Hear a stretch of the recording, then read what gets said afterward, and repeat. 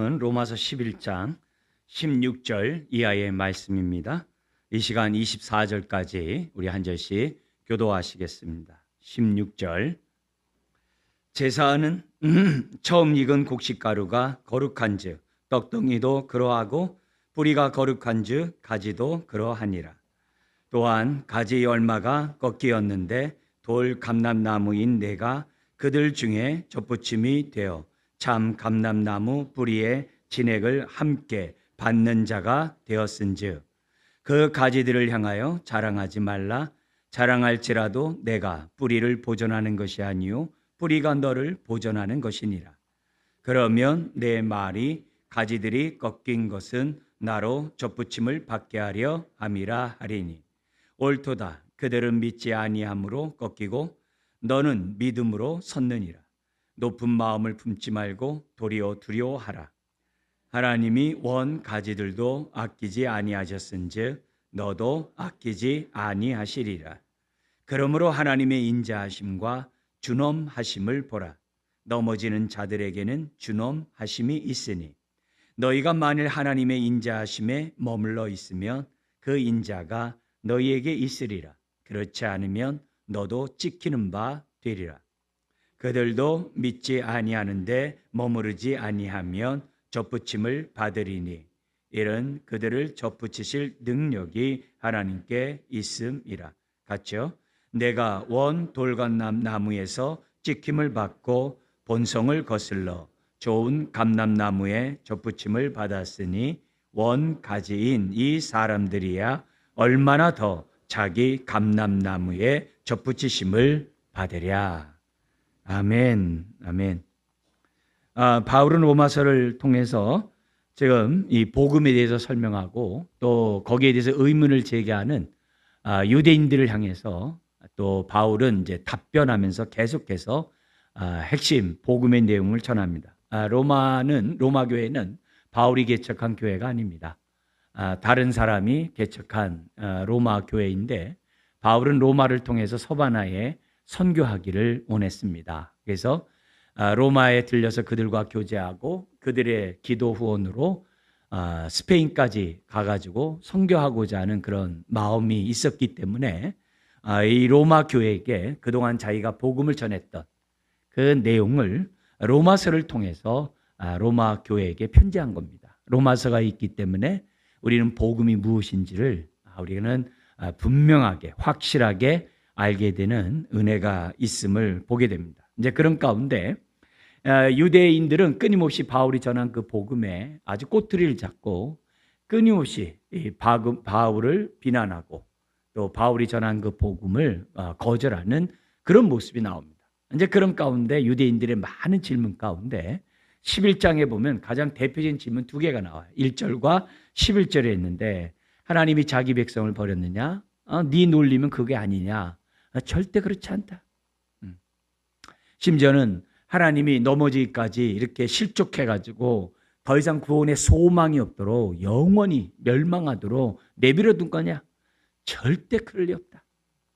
하나님은 약속의 하나님이고 하나님의 백성에 대해서 하나님의 거룩한 씨를 반드시 구원하신다. 이런 얘기를 지금 11장을 통해서 함으로써 지금 뭐냐면 이스라엘 유대인의 입장에서는 바울이 전한 이 복음이 우리를 완전히 배제하는 게 아니네.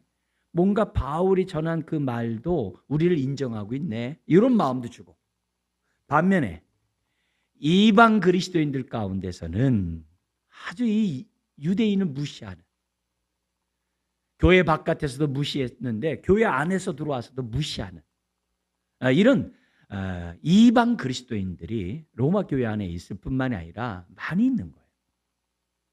이런 부분을 바울은 올바른 하나님 말씀의 근거에서 가르침으로 올바른 생각과 올바른 믿음을 가지고 교회 안에서 유대 그리스도인이나 이방 그리스도인이 서로 영접하고 서로 받고 그리스도가 우리를 받듯이 서로 받아주면서 한 몸을 이루고 하나님의 언약의 그 축복을 예수 안에서 온전히 누리도록 하고자 하는 그런 바울의 마음이 기록되어 있는 것이 로마서고 또 이제 11장에 있는 나온 내용입니다. 그래서 우리가 지난번에 앞에 보냈죠. 두 번째 질문이 넘어지기까지 실족하도록 하나님이 멸망을 내버려두냐? 절대 그러지 않다.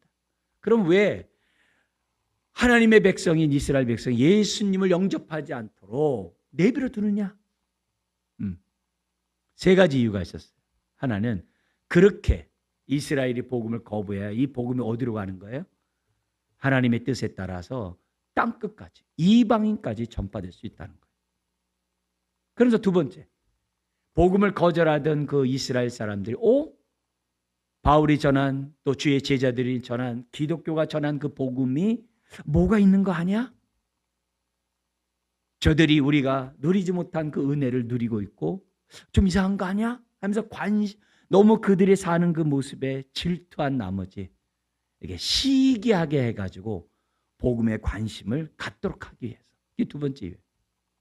그리고 나서 세 번째는 그들이 교회 안에 들어와 가지고 지금도 12 제자를 비롯한 주님의 작은 제자들이 이방인에게 이렇게 큰 유익이 됐다면 더 많은 이스라엘 사람들이 예수 믿고 교회 안에 들어오면 얼마나 더 풍성한 얘기예요. 이방인을 비롯한 이 세상이 얼마나 하나님의 충만한 은혜 가운데 갈 수 있냐는 거예요. 그게 세 번째 이유였어요. 그래서 바울은 자기 동족이 시기가 날 정도로 그 마음을 갖도록 하기 위해서 자기는 이방인의 사도로 복음을 이처럼 열심히 전하고 있노라. 그렇게 얘기를 하고 있어요. 그래서 이런 부분 속에서 바울이 15절까지 한 다음에 23절로 넘어가면서 하나님은 이 버린 이들을 때가 되면 반드시 구원할 것이다. 그래서 23절부터 32절까지 바울이 이어가면 되는데 이어가지 않고 중간에 삽일점 모양으로 딱 들어가가지고 지금 16절부터 22절에 교회 안에 들어오는 이방 그리스도인들 중에 유대인을 멸시하고 무시하고 자기 자랑하는 이방 그리스도인들을 책망하고 그들을 바른 교훈으로 잡아주지 않으면 안 되었기 때문에 바울이 15절에서 23절 넘어가지 아니하고 16절에서 22절에 이방 그리스도인들, 특히 로마에 있는 이방 그리스도인들을 아주 엄히 꾸짖으면서 올바른 신앙, 말씀에 따라 신앙을 가진 것을 이렇게 권면하는 그런 책망의 말씀이 있습니다. 그래서 이것은 오늘 우리들이 신앙생활하는 저와 여러분들에게도 매우 귀중한 교훈을 줘요. 특별히 오늘 이 말씀은 내가 믿는 하나님이 어떤 분인지를 올바로 알아야 우리가 교만에 빠지지 않고 올바로 알아야 하나님의 약속의 말씀이 반드시 이루어진다는 확신 속에 이스라엘을 비롯한 땅끝까지 이르러 하나님의 선교적 사명을 감당하는 저와 여러분들이 될 수 있다고 하는 매우 귀중한 하나님에 대해서 알게 하는 것이 오늘 이 본문입니다. 자, 이래서 우리가 이 말씀 하나하나 보면서 오늘 우리에게 주시는 이러한 교훈의 말씀을 우리가 잘 마음에 새기는 시간이 되기를 원합니다. 16절부터 22절까지는 먼저 1차적으로는 로마 안에 있는 이방 그리스도인들에 대한 책망의 말씀을 지금 하고 있는데요. 그들이 뭐 하고 있다 그랬어요? 교만해가지고 이방인들이 교회 안에 바깥에서 했듯이 교회 안에서도 이스라엘을 아주 업신여기는 아주 교만한 자기 자랑하는 이런 교만한 이 모습을 갖고 있는 것에 대해서 너희들이 이렇게 하는 것은 하나님을 올바로 알지 못했기 때문이라는 거예요. 그런 얘기를 이제 바울이 지금 하고 있으면서 바울은 어떤 것이냐면 우리들이 이 교만에 빠지지 않고 믿음의 삶을 올바로 살려면 어떻게 해야 되느냐? 하나님을 올바로 경외하면서 우리가 살아가려면 정말 우리가 어떻게 해야 되냐? 반대로 또 하나님을 우리가 올바로 알면 절대 교만한 행동을 할 수 없다는 거예요. 특히 이스라엘에 대해서 그렇게 업신여기는 일을 할 수 없다는 거예요. 그러면서 세 가지를 얘기해요. 왜 업신여길 수가 없는지. 그 세 가지를 설명하면서 교회 안에서 이방 그리스도인이나 유대 그리스도인들이 서로 용납하면서 한 몸을 이뤄가고 하나님의 언약의 축복의 통로가 되기를 바라는 그런 교육이 권면이 본문 안에 있습니다. 자, 이런 의미에서 우리 한 구절 더 살펴보려고 하는데요. 로마서 15장 7절입니다. 로마서 15장 7절에 보면은 로마 교회 안에 있는 유대 그리스도인과 이방 그리스도인 간의 그 다툼, 하나 되지 못하고 서로 용납하지 못하는 그 모습을 책망하는 가운데 나온 이 권면이 7절의 말씀이에요. 6절을 먼저 제가 하고 7절 우리 같이 읽겠는데요. 6절에는 한 마음과 한 입으로 하나님 곧 우리 주 예수 그리스도의 아버지께 영광을 돌리게 하려 하노라.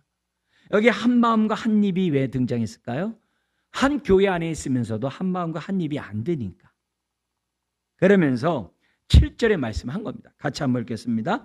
그러므로 그리스도께서 우리를 받아 하나님께 영광을 돌리심과 같이 너희도 서로 받으라. 아멘. 예수님이 우리를 받지 않으면 우리는 구원이 없죠. 예수님이 우리를 받아줬기 때문에 구원받는 거죠. 그러면 예수님이 나를 받아준 이 살 자체에 얼마나 감사하고 기뻐하느냐. 또 그것 때문에 영생 얻지 않았느냐. 그러면 나 같은 자를 주님이 받았는데 주님이 받은 왜 다른 사람을 왜 안 받냐 이게. 교회 안에서. 나를 받으신 주님이 저 사람도 받아줬는데 예수님이 받아준 그를 너는 왜 안 받아주냐 이 말이에요. 우리가 신앙생활하면서 우리들이 굉장히 조심해야 될 게 이 교만입니다. 상대방을 인정하지 않고 업신여기고 무시하는 이런 태도는 아주 우리가 경계해야 될 교만입니다. 사람에게는 두 가지 반응이 있대요. 두 가지 종류의 반응이 있대요. 하나는 강한 반응. 그래서 강한 반응을 한 사람은요, 그냥 알아요. 저 사람이 어떤 생각과 어떤 마음을 갖고 있구나. 왜? 그냥 말로 다 표현해 보니까 알아요. 그래서 세죠. 그래서 좋아하질 않죠. 반면에 사람들은 그렇게 세게 말하고 그렇게 한 사람도 주님 받았다는 생각을 안 해. 근데 실질적으로 성경을 보면 더 문제가 약한 반응을 하는 사람이 더 문제예요. 어떤 면에서요? 회개하고 돌이키고 하나님 앞에 올바로 서는 데 있어서 자기 자신이 자기를 착각할 수 있어요. 강한 반응은 그냥 표현해요. 약한 반응은 뭐예요? 표현을 안 해요. 그냥 묻고 이렇게 다 얌전해요. 근데 속은 이미 거부했어요. 협조 안 해요. 말을 들어도 그냥 한쪽 귀로 한쪽 귀로 흘려보내요. 교회 안에서 신앙생활 하면서 문제가 없어요. 트러블이 없어요. 부딪힘이 없어요. 그러나 그 마음은 이미 멀어요. 그게 문제예요. 그런 마음을 갖고 있으면서도 문제를 못 느껴요. 그러나 세게 말하고 얘기하면 어떻게 돼요? 사람들이 뭐라고 그러니까 내가 이거 잘못됐나 보다 이렇게 생각을 해요. 그러나 한길 마음을 알 수 없는 그 마음을 남이 지적할 수가 없어요. 털어서 먼지 안 나는 사람 어디 있어요? 오늘 우리가 그렇게 되면 안 되는 거예요. 그래서 신앙생활하면서 로마 교회는 하나님이 유대 그리스도인을 받았어요. 그래서 최선받고 하나님의 자녀가 되는 축복을 누렸어요. 하나님이 우리 주 예수 그리스도가 이방 그리스도인을 받았어요. 그래서 하나님의 자녀가 되고 하나님의 은혜의 축복에 들어오는 그 놀라운 은혜를 받았어요. 근데 나 같은 이런 사람을 받아주셨던 그 주님이 다른 사람도 받아줬다는 생각을 잘 못해요. 그래서 로마 교회 안에서는 세상에서 하던 버릇 그대로 갖고 들어오는 거예요. 왜냐하면 세상에서 로마인과 이 로마 이방인들과 헬라인들과 유대인들이 굉장히 안 좋거든요. 겉으로는 이렇게 좋게 지내지만 속은 안 좋거든요. 욕하거든요. 또 로마인들이 얼마나 세상 사람들을 아주 하대하고 유대인들을 하대하겠어. 자기네들이 통일을 이제 평화 아주 전체를 정복했는데 그런 자들이 또 교회에 다수가 들어오면 얼마나 의기양양하겠어요. 유대 그리스도인에 대해서 그 존경함이 없는 거죠. 그런 모습이 교회 안에 있는 거예요. 그게 로마 교회만 그렇겠어요? 우리가 바울 서신을 보면은 여러 교회가 은사가 그렇게 많은 고린도 교회도 신의 은사가 있으면 뭐하고 예언의 은사가 있으면 뭐해요? 아무 의미가 없는데. 서로 받지를 않는데. 그런 모습이에요.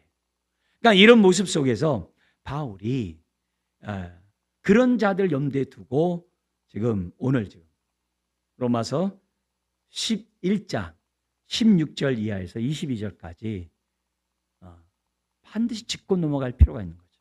그래야 12장서부터 삶의 예배에 하나님 말씀을 순종할 때 제대로 할 수 있는 거죠. 그래서 12, 13, 14, 15장이 계속 그래야 삶의 예배를 하나님이 받으실 수 있다는 것을 지금 우리들에게 가르쳐주고 있거든요. 그래서 바울은 성경적 입장에서 왜 우리가 서로 받고 서로에게 교만한 행동들을 하지 말아야 할 것인지를 지금 이제 권면하는 가운데 한 부분을 우리가 보게 되는 겁니다. 자, 그러면 이방 그리스도인들은 이스라엘 사람들 앞에서 자기 자랑하면 안 되는가? 왜 안 되는가? 예. 여기 자기 자랑한다는 얘기는 남을 업신여긴다는 얘기거든요. 그렇게 해서는 안 되는가? 특히 이스라엘 사람에 대해서 그렇게 하면 안 되는가? 첫 번째 이유가 16절에 있습니다. 16절 같이 한번 읽겠습니다. 제사는 처음 익은 곡식가루가 거룩한즉 떡덩이도 그러하고 뿌리가 거룩한즉 가지도 그러하니라. 이 내용은 우리가 그냥 금방 이해할 수 있는 내용입니다. 그러나 이스라엘 사람들에게 그리고 교회 안에 들어온 모든 그리스도인, 이방 그리스도인들에게 여기 16절의 내용은 굉장히 익숙한 내용들입니다. 왜냐하면 구약에 기록되어 있고 특히 민수기 15장 같은 데 보면은 요 얘기가 그대로 기록되어 있거든요. 그래서 하나님 앞에 여기 처음 익은 이 첫 열매거든요. 그 첫 열매를 하나님 앞에 구별해 가지고 드리게 되어 있거든요. 근데 그 첫 열매는 모든 열매의 대표예요. 여기서 첫 열매가 거룩한즉 이 말은 뭐냐면 구별되어서 하나님 앞에 봉헌, 하나님 앞에 드려졌다 이 말이에요. 그러면 그것만 드린 것이 아니라 모든 게 드려진 거죠. 예수님 부활의 첫 열매가 되셨다 이 말은 뭐예요? 예수 믿는 저와 여러분들은 모두 부활한다는 거죠. 아멘. 그런 의미의 첫 열매. 그래서 그 첫 열매는 거룩한 거예요. 왜? 하나님께 구별되어서 드려졌기 때문에. 그 얘기는 이스라엘의 삶의 모습이에요. 구약의 모습이에요. 신약에서 이방 그리스도인이 교회 안에 들어왔을 때 첫 열매가 뭔지를 다 알아. 근데 그 첫 열매 예교와 함께 뿌리가 거룩한즉 가지도 거룩하다라는 그 말을 통해서 바울이 하려고 한 얘기는 이거예요. 왜 이방 그리스도인들이 유대 그리스도인뿐만 아니라 이스라엘 사람들을 업신여겨서 안 되느냐? 첫 번째 이유가 뭐예요? 이스라엘은 하나님과 특별한 관계를 맺은 하나님의 소유된 백성, 선민이라는 거예요. 그걸 잊지 말라는 거예요. 네? 소유된 백성이라는 것은 이미 출애굽한 이스라엘 백성이 시내산에서 하나님과 언약을 맺을 때 하나님이 19장에서 얘기한 얘기예요. 그리고 그 백성 가운데 누가 있는 거예요? 약속의 씨인, 약속의 자녀인 하나님의 백성이 있는 거예요. 아브라함의 자녀라고 해서 다 약속의 자녀가 아니잖아요. 이스마엘은 아니잖아요. 한 뱃속에 있다 할지라도 에서가 자녀가 아니잖아요. 야곱이 자녀잖아요. 네. 이스라엘 가운데 모든 자가 업신여김 받고 그렇게 한 그런 자가 아니라 그 가운데 누가 있는 거예요?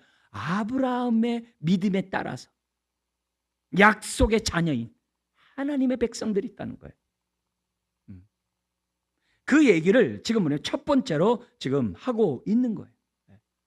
여러분, 가지가 중요한 게 아니라 뿌리가 없으면 가지는 열매 맺을래야 맺을 수가 없는 거죠.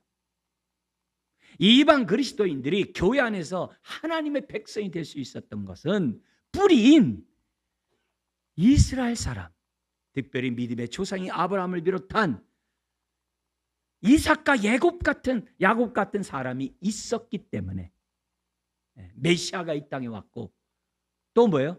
이방인 너희들이 복음을 듣고 구원받을 수 있었다는 사실을 지금 뭐냐면 상기시켜주고 있는 본문이에요. 그래서 이방 그리스도인이 이방 그 교회 안에 들어올 수 있었던 것은 뿌리인 하나님의 백성들이 있었기 때문이라는 거예요. 그걸 하려는 거예요. 함부로 세상에서 하듯이 유대 그리스도인들에 대해서 하대하고 함부로 취급하는 그런 일들을 행하지 않도록 조심하라는 거예요. 전혀 다른 문제예요. 두 번째 이유를 얘기해요. 왜 이스라엘에 대해서 이렇게 업신여기고 교만하게 자기 자랑 그 앞에서 하면 안 되는 이유가 뭐냐? 17절 18절에 얘기합니다. 우리 17절 18절 우리 한 번 더 읽겠습니다. 또한 가지 열마가 꺾이었는데 돌 감람나무인 내가 그들 중에 접붙임이 되어 참 감람나무 뿌리에 진액을 함께 받은 자가 되었은즉 그 가지들을 향하여 자랑하지 말라. 자랑할지라도 내가 뿌리를 보존하는 것이 아니요 뿌리가 너를 보존하는 것이니라. 네? 여기 보면은 또한 가지 얼마가 꺾였는데, 그죠? 가지 얼마가 꺾였는데 돌 감람나무인 내가, 이 이방 그리스도인들 말하는 거거든요. 돌 감람나무인 내가 이방 그리스도인 말하는 거거든요. 내가 참 감람나무 가운데 꺾여서 버려진 그곳에, 바로 그 꺾여진 그곳에, 그 참 감람나무에 이방 그리스도인들이 접붙임 바 되었다는 거예요. 이방 그리스도인이 꺾인 거기에 접붙임 바 되었다는 거예요. 그게. 그리고 너희들이 뿌리로부터, 참 감람나무의 뿌리로부터 진액을 받아서 오늘에 이르렀다는 거예요. 근데 뿌리를 갖다가 업신여기고 함부로 대. 그러면서 18절도 얘기하잖아요. 그 가지들을 향하여 자랑하지 마라. 왜? 가지가 열매를 맺으니까 자기가 맺는 줄 알아. 진액을 빨아들여야 열매 맺는 거예요. 가지를 보존하는 것은 뿌리가 있기 때문에. 하나님의 백성이 참 감람나무가 있다는 것을 기억하라는 거예요. 너희들은 돌 감람나무에 있다가 뿌리가 나와가지고 접붙임가 된 것에 불과하다는 사실을 얘기하고 있어요. 여러분 성경에 보면요, 하나님의 백성을 감람나무에 비유하는 게 많아요. 구약이나 신약이나 하나님의 백성을 감람나무, 참 감람나무에 비유합니다. 우리는 교회 그러면 사도행전에 예수님이 아버지로부터 성령을 우리에게 보냄으로 교회가 생겨진 것만 생각을 해요. 그래서 교회는 신약에 있는 것이고 구약에는 교회가 없는 것처럼 오해를 해. 아니에요. 교회가 뭐예요? 하나님의 백성의 모임이 교회예요. 교회예요. 그럼 구약은 하나님의 백성이 아닌가요? 하나님 백성이죠. 아브라함 하나님 백성이잖아요. 모세 하나님 백성이잖아요. 히브리서 11장에 나오는 믿음의 그 선진들 다 하나님 백성이잖아요. 그럼 하나님 백성이 뭐예요? 교회잖아요. 그러면 그 얘기가 어디에 나와요? 스데반 집사가 돌 맞기 직전에 법정에서 자기를 변론합니다. 그래서 구약을 쫙 요약을 해요. 그 가운데 스데반이 무슨 얘기하냐면 출애굽한 다음에 광야 40년 동안 그 이스라엘의 그 공동체를 뭐라고 그러냐면 광야 교회라고 사도행전 7장 38절에 딱 얘기하고 있어요. 그러니까 우리가 기억해야 될 것은 감람나무를 통해서 얘기하려고 하는 그것은 지금 뭐예요? 하나님의 백성이라는 거예요. 그 백성은 구약이나 신약이나 똑같아. 똑같아. 하나님의 백성이에요. 그리고 구약이나 신약이나 구원받는 방법도 뭐예요? 똑같아요. 근데 지금 바울에게 이 일을 제기하는 바깥에 있는 이스라엘 사람들은 율법을 지킴으로 의에 구원에 이를 수 있다라고 자꾸 주장하는 자들이고, 그러나 로마서 4장에 아브라함은 어떻게 믿음으로 의롭다함 받고 구원받았는지를 쫙 기록하고 있잖아요. 어떻게 의롭다함 받았다고 그래요? 하나님의 약속을 믿음으로 의롭다 받았다고 로마서 4장에 아브라함을 얘기하잖아요. 율법은 아브라함부터 500년 후에 주어진 것이 율법이에요. 믿음의 조상들은 다 약속을 믿음으로 구원받았다 이게. 그래서 구약이나 신약이나 다 약속을 믿음으로 구원받는 건 똑같아요. 차이가 하나 있죠. 구약은 메시아를 보지 않고 약속만 믿고 메시아를 믿었던 거죠. 그러나 신약은 뭐예요? 오신 메시아를 보고 우리는 뭐예요? 믿고 있는 거예요. 그 차이가 있는 거죠. 그러나 동일하게 약속을 믿는 거는 다 똑같아요. 똑같아요. 근데 이방 그리스도인, 로마 안에 있는 이방 그리스도인들은 이런 모르는 거예요. 자신들이 돌감람나무에서 참감람나무에 접붙임 바 된 그 존재라는 걸 모르는 거예요. 그리고 오히려 참 감람나무에 대해서 무시하는 거예요. 가지에서 열매가 맺어지니까. 그래서 신앙생활 하면서 조심해야 될 것들이 그거잖아요. 내가 주를 위해서 이만한 일을 했습니다 하는 거. 그거 참 조심해야 돼요. 왜요? 내가 그걸 하기 위해서는 하나님 그 뿌리가 있거든요. 하나님의 은혜서부터 시작해서 주변에 여러 가지 사람들, 여건들 다 있는 상황. 아니 축구를 하고 있는데 손흥민 선수가 혼자 골을 집어넣었다고 해가지고 손흥민 선수만 막 하면 됩니까? 다 백도 있어야 되고 골키퍼도 있어야 되고 미드필더도 있어야 되고 윙도 있어야 되고 막 해가지고 골 집어넣는 거죠. 근데 내가 골 집어넣었다 이렇게. 얼마나 교만한 거예요. 얼마나 교만한 일. 지금 이방 그리스도인들이 교회 안에서 그러고 있단 말이에요. 그러지 말라는 거죠. 여러분 믿음이 없이 하나님을 기쁘게 할 수 없어요. 모든 게 은혜예요. 그래서 올바른 신앙을 가질 것을 바울이 이 로마서뿐만 아니라 에베소서 2장 3장에 아주 많은 지면에 얘기하죠. 에베소 2장 1절 10절이 뭐예요? 허물과 죄로 죽었던 이방인들 너희들을 하나님이 살리셨다. 은혜로. 그리고 11절부터 22절 이제는 그리스도 안에서 유대인과 이방인이 하나가 되어 한 하나님 앞에 예배하는 자가 되었다. 한 가족이 됐고 한 교회가 됐고 지금 지어져가는 그런 축복을 누리게 되었다. 누가요? 유대 그리스도인이나 이방 그리스도인이 그리스도 안에서. 그러면서 에베소 3장 6절에 놀라운 얘기를 하잖아요. 제가 한번 읽어드릴게요. 뭐라고 되어 있냐면은 이는 이방인들이 복음으로 말미암아 그리스도 예수 안에서 이방인들이 복음 안에서 유대인과 이방 이제 합치는 거죠. 그 다음 규절 우리 함께가 3번 나오는데 함께 읽을 때마다 힘줘서 얘기하면서 우리 한번 읽겠습니다. 함께 상속자가 되고 함께 지체가 되고 함께 약속에 참여하는 자가 됨이라. 아멘. 근데 말은 그렇게 해놓고 서로 안 받아. 예수님 받아줬는데 난 싫대.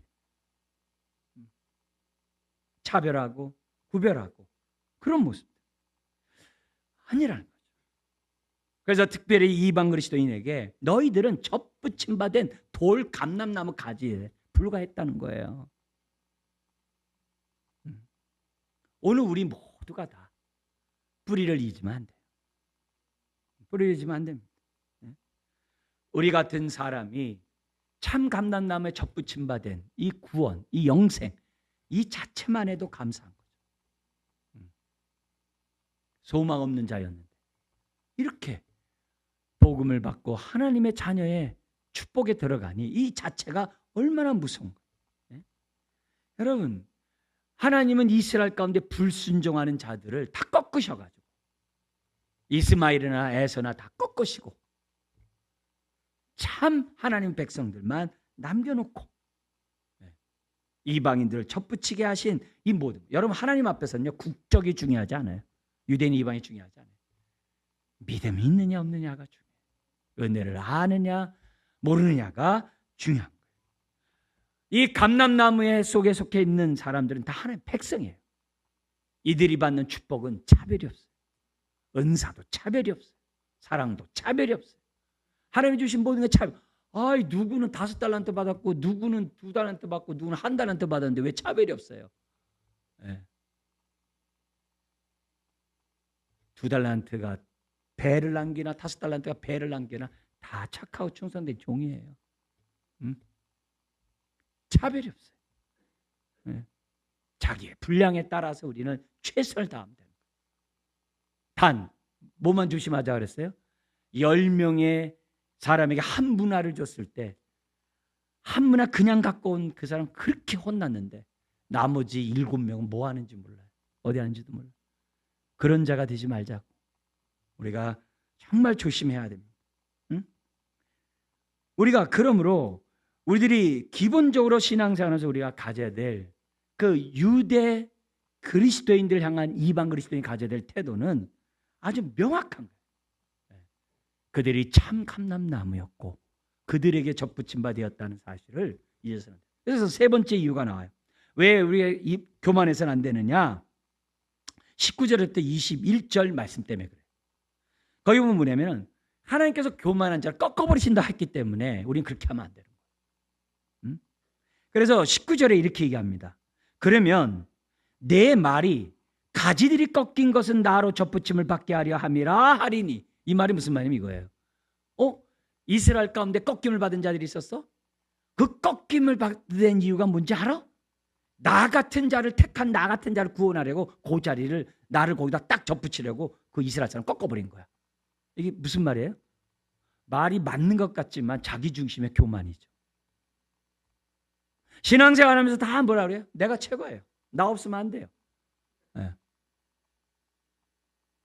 그냥 다예요. 뭐든지 나예요. 가지에서 열매를 맺는데 그런 사고방식을 갖는다고 한다면 틀렸다 이 말이에요. 19절에. 네. 틀렸다. 그렇게 하지 말라 이게. 그러면서 20절에 이렇게 얘기합니다. 옳도다. 그들은 믿지 아니함을 꺾으며. 이스라엘 가운데 꺾어진 자들은 다 믿지 않았기 때문이라는 거예요. 반면에 이방 그리스도인들은 너희는 믿었기 때문에 지금 서 있다 이 말이에요. 이렇게 지금 서 있는 거다. 그러기 때문에 뭐라고 그래요? 높은 마음을 품지 말고 도리어 두려워하라. 이게 단어가 뭐냐? 한 번 그렇게 하라는 얘기 아니에요. 이 번역이 뭐가 되냐면요. 계속이란 말이에요. 뭐라고 하면 높은 마음을 계속 품지 말고 도리어 계속 두려워하라 이 말이에요. 한순간도 높은 마음 갖지 말라는 거예요. 그리고 두렵고 떨림으로 너희 구원을 이룰 수 있도록 두려워하라는 거예요. 왜냐? 21절 때문에. 같이 한번 읽어볼까요? 하나님이 원 가지들도 아끼지 아니하셨은즉 너도 아끼지 아니하시리라. 왜냐하면 한번 예수 믿고 구원받으면 천국 가는데 지옥 가기 틀렸는데 무슨 또 꺾여요? 은혜를 아는 사람은 절대 그렇게 교만하게 하지 않는다는 사실을 우리들에게 보여주고 있습니다. 여러분, 이 교만이 얼마나 무서운지 아셔야 돼요. 자랑이 얼마나 무서운 죄악인지 아셔야 돼요. 원가지도 꺾어버리시죠. 이게 민족만의 차별이 아니에요. 은사에서도 동일해요. 12장에 보면 은사에 대한 설명이 나오는데요. 은사에서도요. 남의 은사를 인정하지 않아요. 은사는 차별이 없어요. 남의 은사를 인정해야 그리스도 몸이 세워지는데 남의 은사를 인정하지 않아요. 민족만 차별하는 게 아니에요. 은사까지 직임까지도 차별해요. 그러니 교회가 세워질 수가 없는 거죠. 내 은사가 제일 중요하고 내 은사가 최고라고 그렇게 말하면 안 되는 거죠. 우리에게 필요한 건 뭐예요? 돌감람나무 가진 나를 참 감람나무에 접붙여 주신 그 은혜 감사합니다. 그것밖에 없어요. 그리고 내가 주를 위해 봉사할 때마다 진액을 빨아들여서 하나님이 공급하시는 능력으로 섬길 뿐이에요. 은사를 감당할 뿐이에요. 네. 감당할 뿐이에요. 다른 게 없어요. 네. 하나님이 공급하시는 그 진액 때문에 우리가 부여할 뿐이에요. 네. 모든 영광은 하나님께 있다는 거죠. 네. 그걸 갖다가 세 가지를 얘기하는 거예요. 이 세 가지 이유 때문에 너희들은 유대 그리스도인들을 함부로 대하거나 믿지 않는 이스라엘 사람들의 소망 없는 말을 그렇게 하지 말라는 거예요. 자, 그러면서 뭐라 그러냐면은 왜 이런 일들이 벌어지느냐? 하나님 알지 못했기 때문이라는 거예요. 어떤 하나님? 22절의 하나님. 그래서 우리는 이 22절의 하나님을 알 때 교만에서 벗어나요. 자기 자랑에서 벗어나요. 서로 받아줘요. 자, 22절 같이 한번 읽겠습니다. 그러므로 하나님의 인자하심과 준엄하심을 보라. 넘어지는 자들에게는 준엄하심이 있으니 너희가 만일 하나님의 인자하심에 머물러 있으면 그 인자가 너희에게 있으리라. 그렇지 않으면 너도 찍히는 바 되리라. 여러분, 여기 하나님의 인자와 준엄을 보라는 거예요. 그러면서 뭐라냐면 넘어지는 자들에게는 준엄하심이 있으니, 여기 앞에 이미가 들어가면 더 좋죠. 이미 넘어진 이스라엘 사람들에게는 하나님의 준엄함이 있었다는, 심판이 있었다는 거예요. 그러나 너희 이방 그리스도인, 너희가 만일 하나님의 인자하심에 머물러 있다면, 인자하심을 깨닫고 거기 계속 있다면 그 인자가 너에게 있을 것이다. 그러나 너희도 교만하여 불순종하고 그러면 너희도 어떻게 돼요? 찍히는 바 되리라. 그래. 원가지에게 준엄하셨듯이 너희에게도 준엄하리라고 딱 얘기를 해요. 그러니까 결국 왜 교만하냐? 왜 겸손하지 않고 교만하냐? 하나님을 모르기 때문에 그래요. 여기에 인자와 어미를 다른 말로 하면 이런 얘기예요. 사랑과 공의, 긍휼과 거룩. 같은 범주예요. 하나님의 성품이에요. 근데 여기서는 사랑과 긍휼, 공의와 거룩 대신에 인자와 준엄이란 단어 썼어요. 왜 그랬냐? 이 단어를 우리가 이렇게 번역했습니다만 이 단어를 있는 그대로 얘기하면 인자는 뭐냐면 유익한이란 단어예요. 하나님을 유익함이라고 얘기해요. 그러면 유익함과 인자와 연관해서 얘기하는데 무슨 얘기가 되는 거예요? 하나님은 저와 여러분들에게 유익하게 하시는 분이라는 거예요. 네? 저와 여러분들이 어떻게 하면은 정말 유익한 삶을 살아가도록 우리 하나님은 최선을 다하시는 분이 인자하신 하나님이에요. 그래서 독생자를 보내셨잖아요. 그래서 독생자를 보내신 거예요. 그래서 하나님은 우리가 잘 되기를 원하세요. 그냥 마음이 넓고 좋아가지고 우리가 뭘 하든지 그렇지 뭐 그런 마음이 아니라 여기 인자의 마음은 실제적으로 도움을 줘서 유익을 끼치는 분이라는 단어예요. 오늘도 우리들의 신앙생활 속에서 이런 인자함이 있기 때문에 이 자리에 있는 거죠. 그 인자함 때문에 예수 그리스도를 십자가에 못 박게 한 거죠. 반면에 여기 뭐냐면 어미, 준엄이란 단어가 있어요. 이 준엄이란 단어가 뭐냐면 잘라버리다라는 단어예요.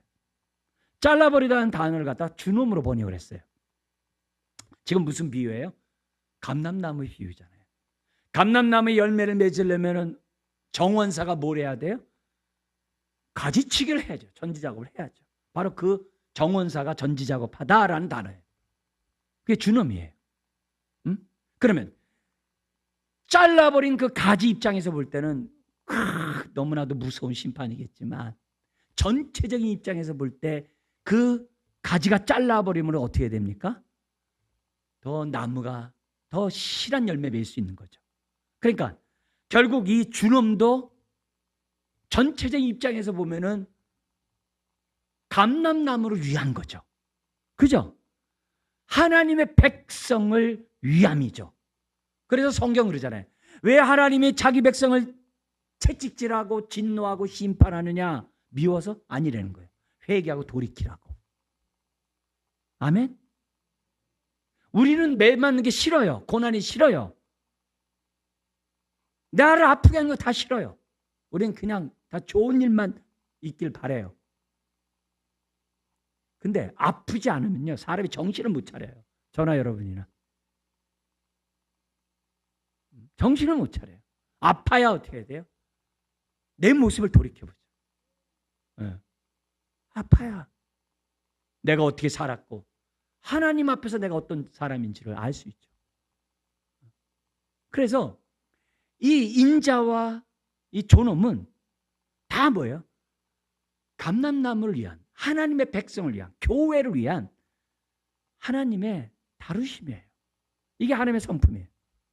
여러분, 하나님은 저와 여러분들 딱 볼 때면 내가 저 사람에게 뭘 도와줄까? 내가 어떻게 하면 저 사람에게 유익이 될까? 그거 먼저 생각하시면서 보시는 분이에요. 그런 분이에요. 그러니까 이런 의미에서 지금 이스라엘 백성은 이런 하나님에 대해서 모른다는 거예요.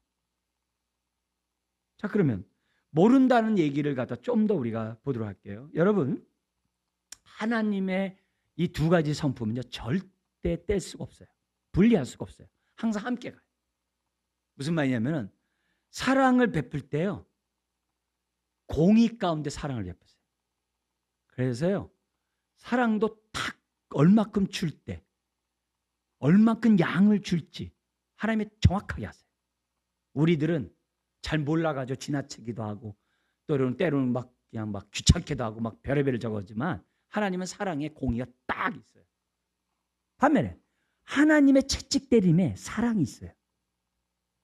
네?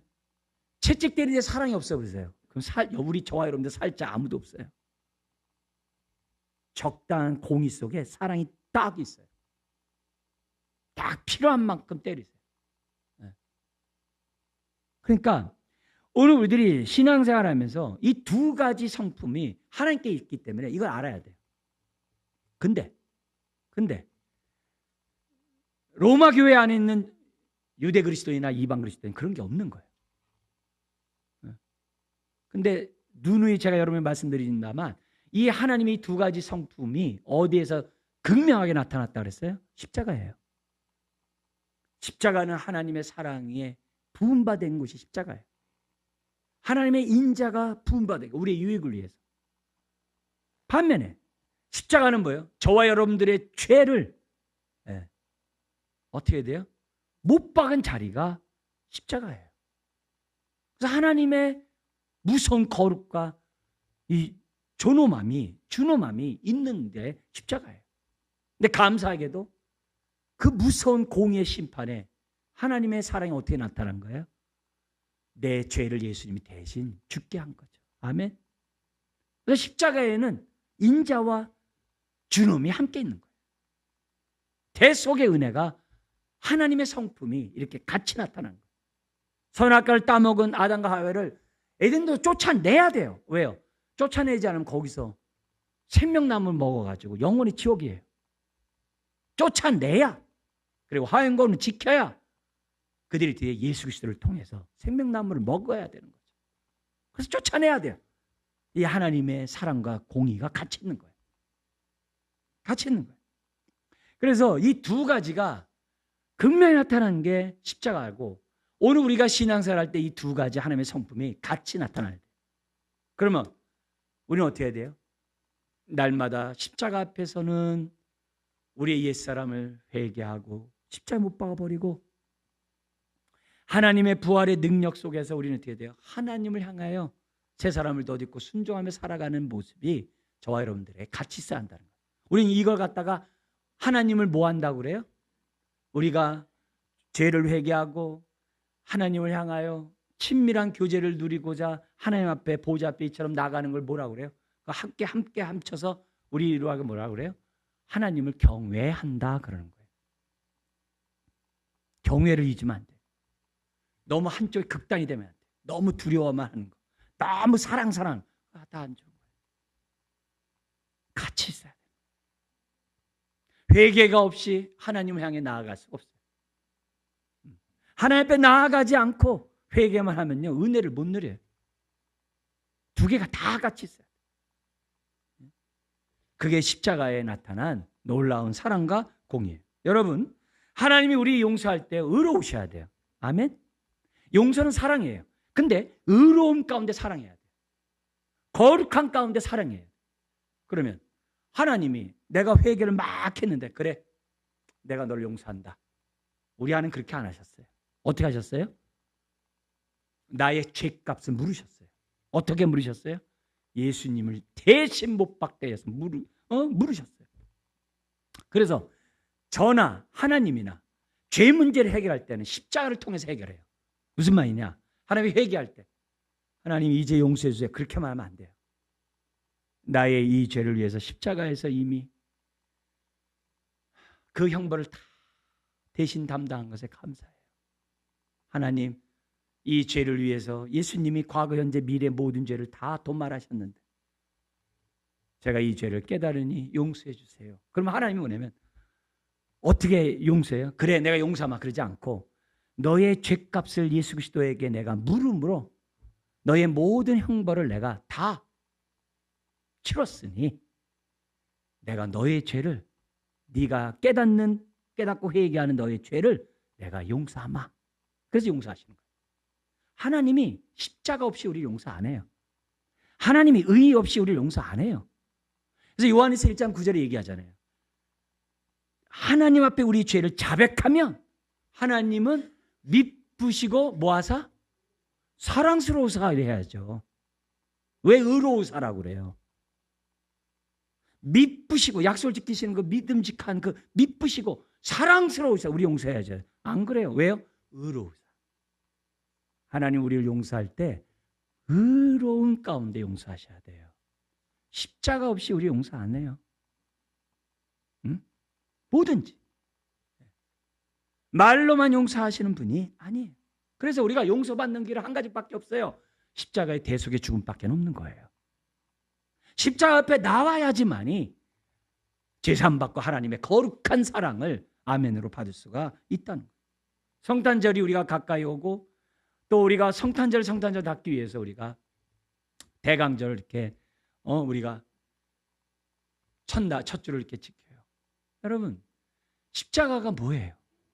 예수님이 왜 이 땅에 오셨어요? 하나님의 인자와 어미 때문에 오신 거예요. 여기 주놈 때문에 오신 거예요. 그리고 고난 받으시고 그리고 십자가에 죽기 위하여 오신 날이 성탄절이에요. 여러분, 아기 예수의 모습도 있지만 저와 여러분들의 죄를 위해서 십자가에 못 박히기 위하여 피 흘리기 위하여 오셨다는 사실을 잊어서는 안 돼요. 잊어서는 안 됩니다. 성탄절을 우리가 그냥 아기 오신 날로 우리가 볼 것이 아니라 나의 죄를 위해서 죽기 위해서 오신 그것을 우리가 이해하면서 우리들이 십자가를 생각하면서 성탄절을 봐야 돼. 십자가 없이 우리들이 성탄절 보면 그냥 산타 할아버지만 생각나. 그렇지 않아요. 동시에 그러므로 우리가 받은 이 사랑과 이 용서를, 인자와 이 준엄을 우리가 어떻게 돼요? 더욱더 알아가자는 거예요. 왜? 그렇지 않으면 교만에 빠져가지고 우리도 어떻게 돼요? 이방 그리스도인이 유대인을 무시하듯이 그 앞에서 자기 자랑이나 하면서 업신여기는 저와 여러분들이 될 수 있다는 거예요.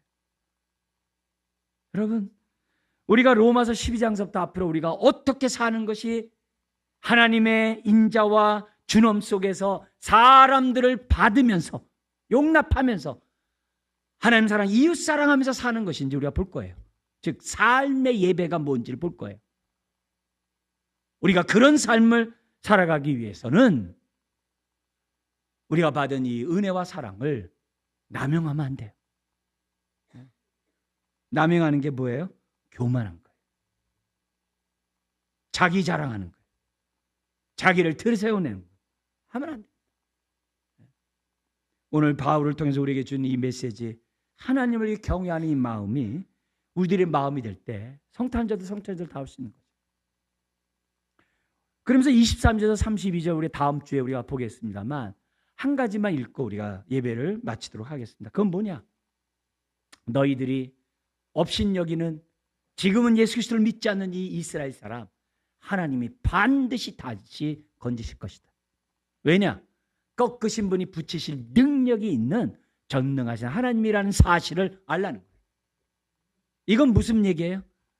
오늘 주 예수를 믿으라 그리하면 너와 네 집이 구원을 받으리라 하면요, 이 약속의 말씀을 믿고 우리 집안의 구원에 대한 확신을 가지고 여러분들이 믿음 생활해야 돼요. 신앙은 약속의 말씀을 믿고 순종하며 살아가는 것이 신앙이에요.